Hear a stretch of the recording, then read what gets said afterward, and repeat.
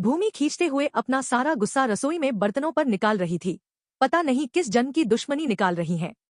मुझसे ऐसी छुई मुई बनकर बैठी रहती हैं, जैसे मेरे आने से पहले 8-10 नौकर चाकर आगे पीछे फिरते रहते थे। थोड़ा बहुत हाथ पैर हिलाने से कौन सा शरीर घिस जाएगा, इनका सब कुछ मेरे भरोसे छोड़कर बैठ जाएंगी। बाहर से थक कर आओ और फिर घर में आते ही रसोई में लग जाओ। एक दिन जब भूमि फोन पर अपनी माँ से बात कर रही थी तो उसकी माँ बस रो पड़ी। बेटा, मैं इतना करती हूँ तेरी भाभी के लिए, फिर भी उसे मेरी कद्र नहीं है। अरे मेरी दी हुई छूट अब मुझ पर ही भारी पड़ने लगी है। भूमि बोली, क्या हुआ माँ, आप ऐसे क्यों बोल रही हैं? आप तो भाभी का मुझसे भी ज्यादा ध्यान रखती हैं। क्या भाभी ने आपसे कुछ कहा है? भूमि बेचैन होते हुए पूछने लगी। कुछ क्या बेटा, अब तो सब कुछ वो मुझे ही कहती है। ऑफिस से आने के बाद एक गिलास पानी के लिए भी मुझे आवाज देती है। नाश्ते में थोड़ी देर हो जाए तो मदद करने के बजाय गुस्सा होकर यूं ही बिना खाए चली जाती है। आखिर मेरा भी कुछ आत्मसम्मान है या नहीं? मैं तो उसके लिए बस कामवाली बनकर रह गई हूँ। भूमि बहुत ही गुस्से में बोली, माँ ये तो बहुत गलत बात है। आप भाई से साफ साफ कह क्यों नहीं देती? भाभी को वे समझाएं। आप माँ है, कोई नौकरानी नहीं। भाभी नौकरी करती है इसका मतलब ये नहीं कि आप पर हुक्म चलाएगी। भूमि की माँ बोली, किस मुंह से कहूँ बेटा?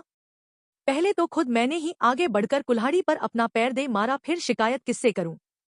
तेरे पापा ने तो कहा भी था कि बहू को ज्यादा छूट दोगी तो बाद में पछताओगी।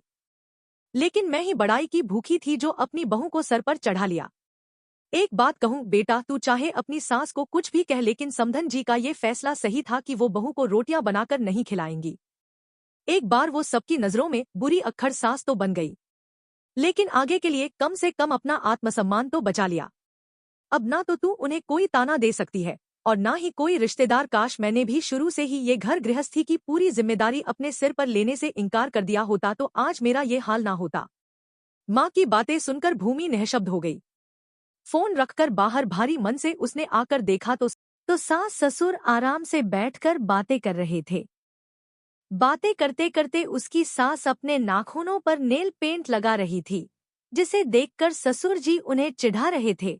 अब बुढ़ापे में ये फैशन करके किसे दिखाओगी?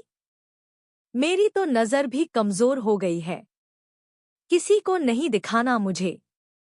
मैं तो अपनी खुशी के लिए लगाती हूँ। सारी उम्र तो घर गृहस्थी में उलझी रही, अब अवकाश का वक्त आया है तो अपने शौक तो पूरे कर लूं। पता नहीं कब भगवान के घर से बुलावा आ जाए, मेरे शौक भी अधूरे रह जाए। हाँ सही कह रही हो तुम, किसी को नहीं पता। भूमि की सास मुस्कुराते हुए बोल रही थी। और पता नहीं आज क्यों भूमि अपनी सास की बातें सुनकर चिढ़ नहीं रही थी, बल्कि वो भी मुस्कुरा उठी। सही तो कह रही हैं मम्मी जी, एक गृहिणी को अपने लिए वक्त ही कब मिलता है। पहले अपने बच्चों को पाल पोस कर बड़ा करो, फिर कामकाजी बहू आ जाए तो उसे और उसके बच्चे को संभालो। भूमि सोचने लगी कि काश मेरी माँ ने भी मेरी सास की तरह पहले ही कह दिया होता कि बहू को रोटियां बनाकर नहीं खिला सकती, तो आज मेरी माँ भी थोड़ा बैठकर आराम करती। अब इस बढ़ती उम्र में। तो दोस्तों आज की कहानी यहीं तक, मिलते हैं अगली कहानी में। और वीडियो को शेयर करें, कमेंट करें। चैनल पर नए हैं तो चैनल को सब्सक्राइब करें। आप सभी का बहुत बहुत धन्यवाद कहानी सुनने के लिए।